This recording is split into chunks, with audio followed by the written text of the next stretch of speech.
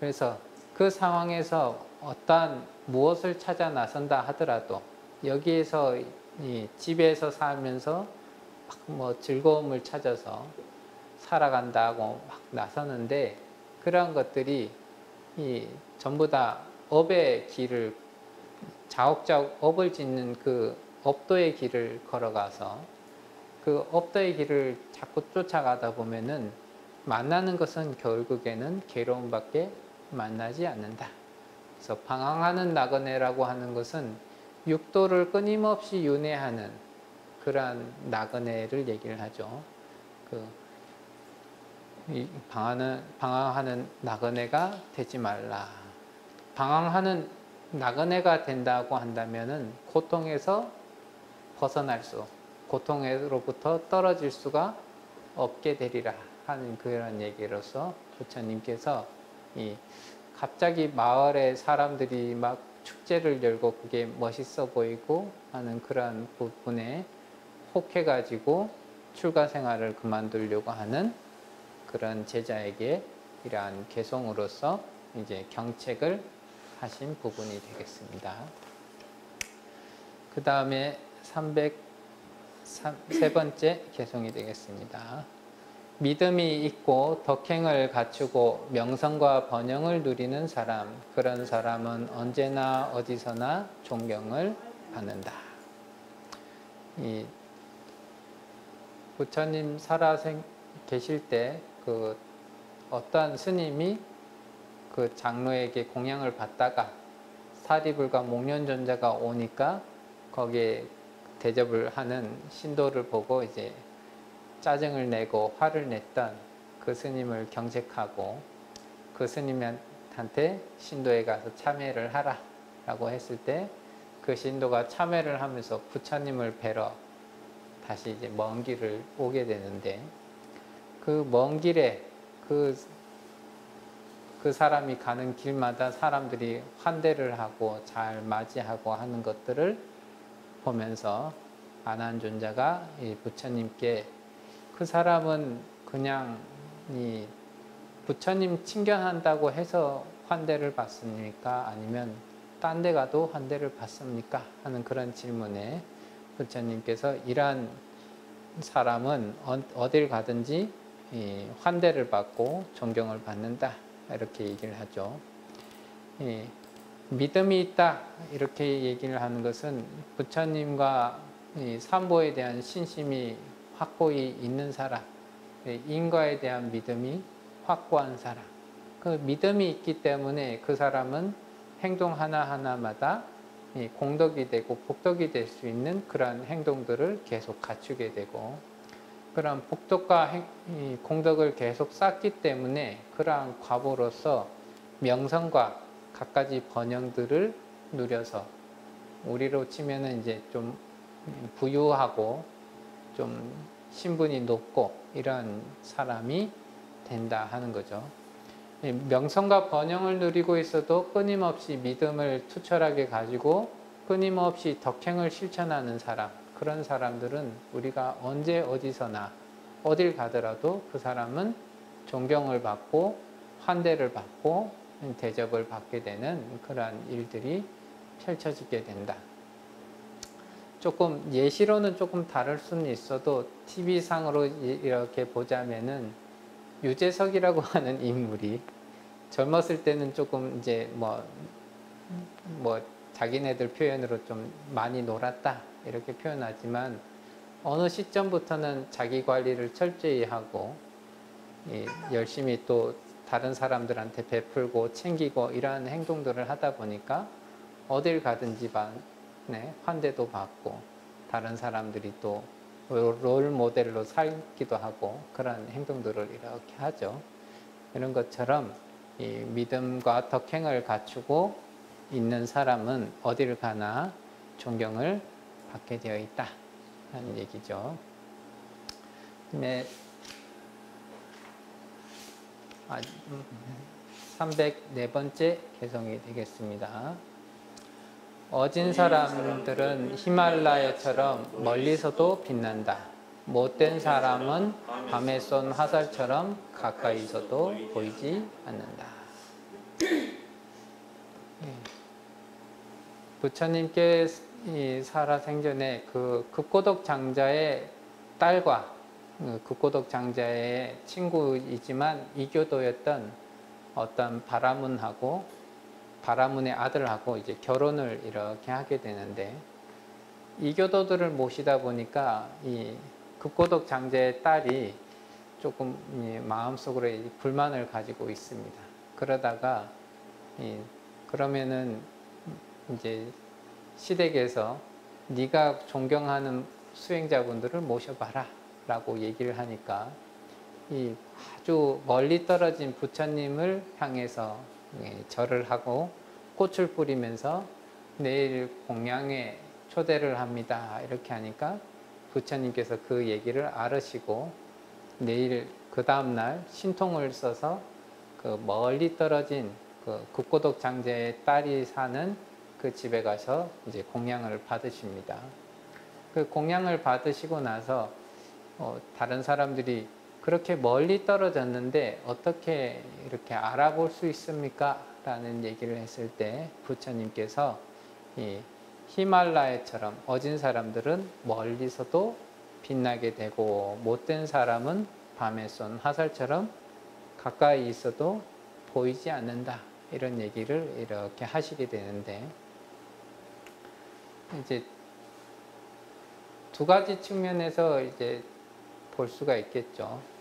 어진 사람들은 그 어진 바의 공덕이 워낙에 명성이 있게 되면은 멀리 있는 사람들도 그 사람의 명성을 듣고 그 사람은 참 좋은 사람이다 이렇게 얘기를 하고, 나쁜 사람은 그 사람에 대해 알고 싶어 하지도 않고 그렇게 빛나 보이지도 않고 좋게 보이지도 않으니까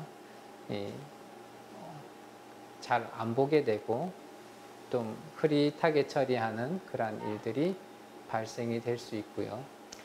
또 다른 부분에서는 부처님께서 이제 경전에서도 보면 나오듯이 부처님께서 항상 이 법문을 하시면서 부처님의 그 광명을 입고 부처님의 법문을 듣고 부처님의 말씀을 듣고 부처님의 법회에 참여하고 이런 분들은 보통 선남자 선녀인들이 참여를 합니다.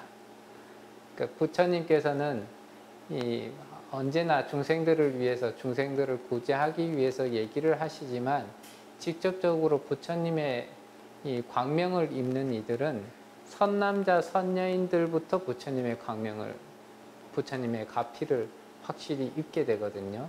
그래서 그 어진 사람 선남자 선녀인들은 부처님하고의 거리에 상관없이 부처님께서 언제든지 가피를 내릴 수 있는 그러한 준비가 되어 있고 거기에 따라서 그 사람들이 원할 때마다 가피를 내리시게 되는데, 그런 것처럼 부처님의 눈에서 봤을 때는 이 어진 사람들은 얼마나 멀리 떨어져 있더라도 항상 부처님의 자비광명이 그쪽을 향해서 항상 서 있게 되는 것이고요.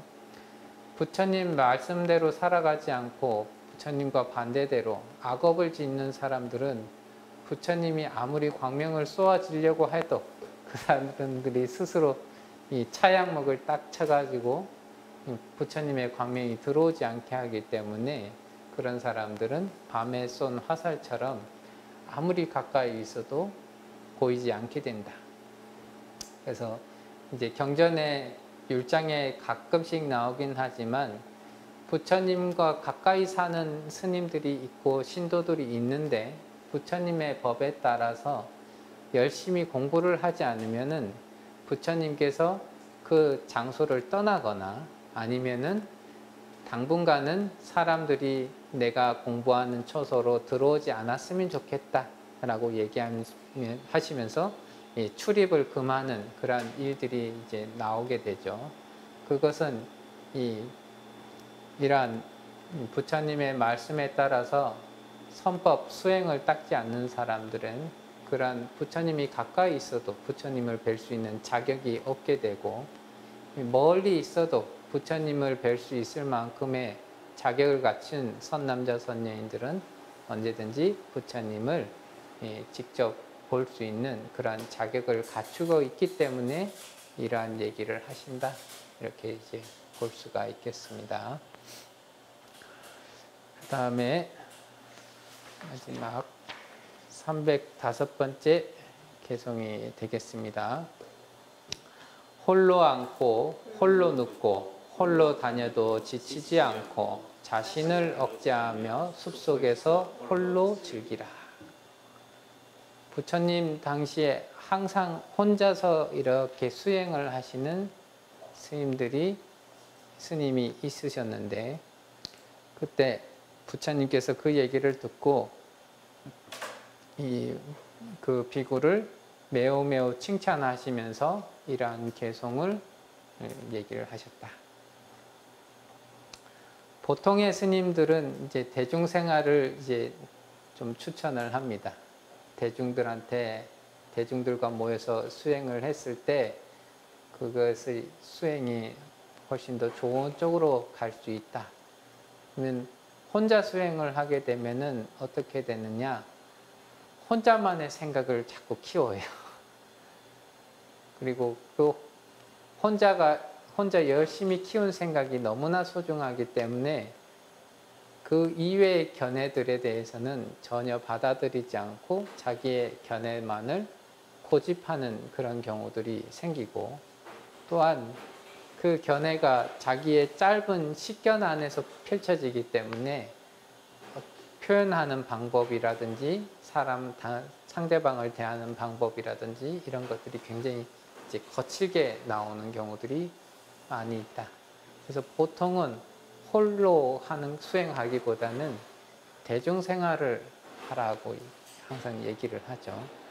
그런데 그 와중에도 부처님께서 혼자 공부해라 하고 혼자 공부할 수 있다 얘기하시는 분들은, 그리고 옛날에도 절에서도 이제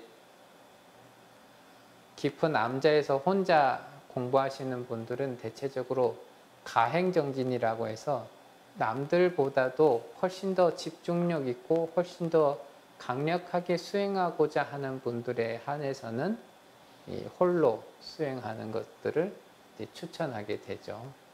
부처 경전에서는 깊은 염리심, 이 세속에 대한, 윤회에 대한 깊은 싫어하고 떠나고자 하는 마음을 낸 비구들은 아란야처, 홀로 수행하는 장소에서 수행했다. 깊은 염립심이 일어났다고 하는 것은 다시는 여기로 가고 싶지 않다라고 하는 아주 굳은 마음이 딱 잡혀져 있는 분들이죠. 그런 분들에 한해서는 홀로 수행하도록 부처님께서 이렇게 얘기를 하셨는데, 그러한 자격을 갖춘 수행자를 부처님께서 이렇게 칭찬하시는 거죠. 홀로 앉고 홀로 눕고, 이제 공부하는 데에 대해 이제 집중력이나 마음이 크지 않으면은 홀로 앉으라 하면은 퍼질러 앉고, 홀로 누우라 하면 대자로 눕고, 계속 누워 있고 푹 놀고 이러한 쪽으로 가지, 정진하는 쪽으로 가지 않는데, 앉고 눕고 다녀도 이런 것들이 행주자화에 속해 있는 건데, 이런 행주자화를 하는 데 있어서 언제나 수행하는 쪽으로서 노력을 하지 다른 쪽으로 노력을 하지 않는 모습을 이제 얘기를 하는 거죠. 근데 이제 그 마음이 약간이라도 빈틈이 있는 사람은 혼자 수행하라 그러면은 걸으라 그러면 쓰고, 쓰라 하면 앉고, 앉으라 하면 눕고, 누우라 하면 자고 이 순서를 고스란히 이렇게 밟아가죠. 그래서 이제 저도 이제 막 마음이 게으르다 보니까 이제 강의나 이런 게 없으면 계속 좀 퍼질러서 뒹굴뒹굴거리면서 좀 놀다가 강의가 있으면 어떻게든 강의해야 되니까 책 본다고 계속 책상 머리에 앉아 있고, 이래서 이제 강의하는 것 자체가 오히려 저의 수행을 도와주는, 힘들긴 해도 스윙을 도와주는 부분이 이렇게 있게 되는데, 그런 것처럼 근데 그런 것이 없어도 혼자 뭐 아무 일이 없어도 혼자 꾸준히 이렇게 공부를 한다는 것은 굉장히 큰 힘을 가지고 있고 굉장히 단단한 사람이기 때문에 그러한 일들이 펼쳐지거든요.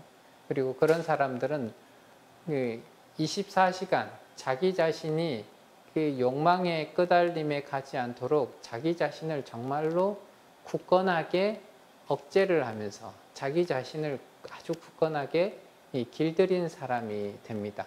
그래서 그러한 사람들이야말로 숲속에서 진정으로 혼자 있는 것을 즐기면서 수행해 나아갈 수 있는 사람이다. 그런 사람들이 참으로 훌륭한 사람이다 라고 부처님께서 이렇게 얘기하면서 홀로 수행하는 수행자를 찬탄하셨다.